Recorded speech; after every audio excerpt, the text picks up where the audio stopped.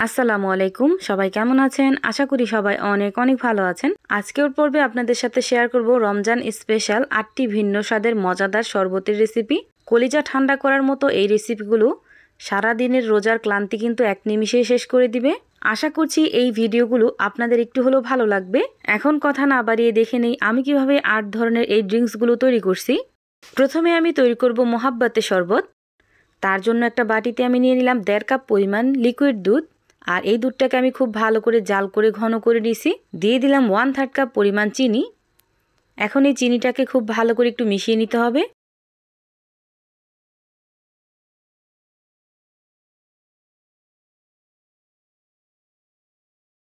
চিনিটা খুব ভালোভাবে মিশিয়ে নেওয়া হয়ে গেলে 1 চা চামচ পরিমাণ দিয়ে দিব গুঁড়া দুধ। এখন এখানে দিয়ে দিব মিষ্টি দই। এখানে আমি মিষ্টি দই ব্যবহার করলাম 4 চামচ পরিমাণ। এখন আবার সব কিছু খুব ভালো করে মিশিয়ে নিতে হবে।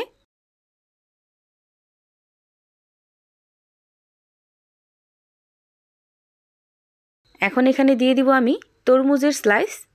আমি এইভাবে তরমুজগুলোকে কেটে দিয়ে দিলাম।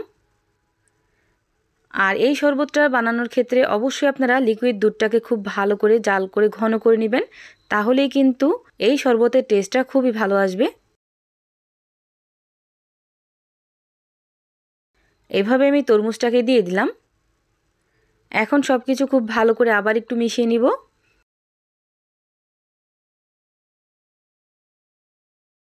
সব কিছু খুব ভালো করে মিশিয়ে নেওয়া হয়ে গেছে। এখন এখানে দিয়ে দিব 4 চা চামচ পরিমাণ রুহ আফজা। রুহ আফজাটা দিয়েও আবার খুব ভালো করে মিশিয়ে নিব। আর এই তো দেখতেই পাচ্ছেন তৈরি হয়ে গেল মোহাব্বতের শরবত। এখন পরিবেশনের পালা। আর এই তো দেখতেই পাচ্ছেন তৈরি হয়ে গেল মোহাব্বতের শরবত। এভাবে শরবত তৈরি করে খেলে সারাদিনের ক্লান্তি কিন্তু এক নিমিষে শেষ হয়ে যাবে। এখন আমি তৈরি করব কোনো রকম চিনি ছাড়া মজাদার ফলের শরবত। আশা করছি এই 3 ধরনের শরবতের রেসিপিও আপনাদের কাছে খুবই ভালো লাগবে।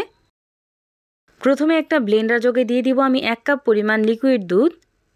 তার সাথে দিয়ে দিব আমি একটা কলা। দিয়ে দিব 4-5টা খেজুর। খেজুরের দানা ছাড়িয়ে তারপর আমি এখানে ব্যবহার করছি। এখন সব কিছু খুব ভালো করে একটু ব্লেন্ড করে নেব। আপনারা চাইলে খেজুরটাকে আগে একটু ভিজিয়ে রাখবেন, তাহলে কিন্তু খুব ভালোভাবে মিহি পেস্ট হয়ে যাবে। আর এই তো দেখতেই পাচ্ছেন খুব ভালোভাবে আমি মিহি পেস্ট করে নিছি। যেহেতু আমি খেজুরটাকে আগে ভিজিয়ে রাখি নাই, এজন্য গোটা গোটা আছে। এখন আমি একটা ছাঁকনির সাহায্যে ছেঁকে নিলাম। তৈরি হয়ে গেল দুধ, কলা আর খেজুরের মজাদার এই শরবতটা। এখন আমি তৈরি করব তরমুজের শরবত। এজন্য কিছুটা তরমুজ কিউব করে আমি এখানে দিয়ে দিলাম। এখন খুব ভালোভাবে ব্লেন্ড করে নেব। তরমুজটা ব্লেন্ড করার সময় কোনো রকম এখানে পানি ব্যবহার করবেন না, জাস্ট খুব ভালোভাবে ব্লেন্ড করে নেবেন। এখন একটা ছাঁকনির সাহায্যে ভালোভাবে ছেঁকে নেবেন। আর এই তো দেখতেই পাচ্ছেন তরমুজের জুসটাও কিন্তু খুব ভালোভাবে রেডি হয়ে গেছে। এখন এখানে দিয়ে দিব 1 চা চামচ পরিমাণ রুহ আফজা। রুহ আফজাটা দিয়ে খুব ভালো করে একটু মিশিয়ে নিব। দেখতেই পাচ্ছেন তৈরি হয়ে গেল মজাদার শরবত, কোনো রকম ক্ষতিকর কেমিক্যাল বা চিনি ছাড়া।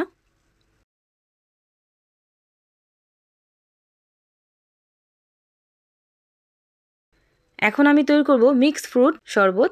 এই জন্য দিয়ে দিলাম আনারস, পেয়ারা, বাঙ্গি, দিয়ে দিলাম কিছুটা আঙ্গুর ফল।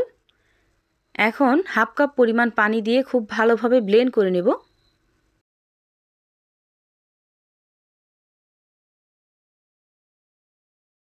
ব্লেন্ড করার পর আমি এইভাবে ছেঁকে নিলাম। অবশ্যই ছেঁকে নিতে হবে, না হয় কিন্তু খেতে একদমই ভালো লাগবে না। আপনারা আপনাদের পছন্দ মতো যে কোনো ফল এখানে ব্যবহার করতে পারেন। এই তো তৈরি হয়ে গেল মিক্স ফ্রুট শরবত। এখন পরিবেশনের পালা।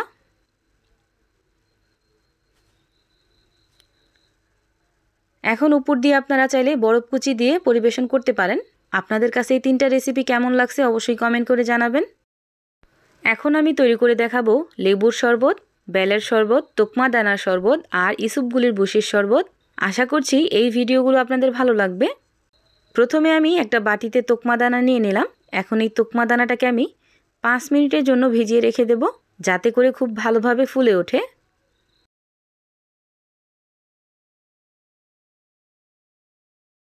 আর এই তো দেখতেই পাচ্ছেন 5 মিনিট খুব ভালোভাবে আমি ভিজিয়ে রাখছিলাম। এখন উপরে যে ময়লাটা ভেসে উঠছে ওগুলো আমি ফালাই দিব, আর নিচের এই অংশগুলো আমি রেখে দেব। এদিকে একটা আমি বেল ভেঙে নিছি। এখন এই বেলটাকে আমি এইভাবে ছাড়িয়ে নিব। বেলটাকে আমি খুব ভালোভাবে খোসা থেকে ছাড়িয়ে নিছি। দিয়ে দিব 1 কাপ পরিমাণ পানি। এখন পানি দিয়ে খুব ভালোভাবে হাত দিয়ে এইভাবে চটকিয়ে নিব, যাতে করে বেলের মারটা খুব ভালোভাবে পড়ে যায় বা বের হয়ে যায়।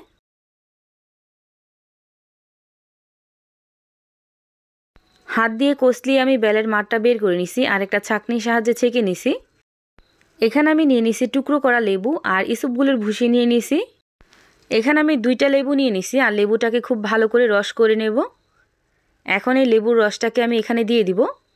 দিয়ে দিলাম 1 চা চামচ পরিমাণ চিনি, দিয়ে দিলাম আরও সামান্য পরিমাণ পানি, 1 টিস্পুন পরিমাণ মতো দিয়ে দিলাম লবণ, দিয়ে দিলাম টুকরো করা লেবু। আর এই তো দেখতেই পাচ্ছেন তৈরি হয়ে গেল লেবুর শরবত।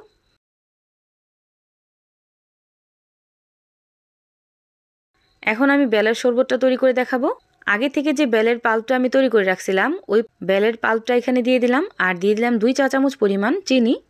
আপনারা চাইলে আখের গুড় দিয়ে এই সবগুলো শরবত তৈরি করে নিতে পারেন।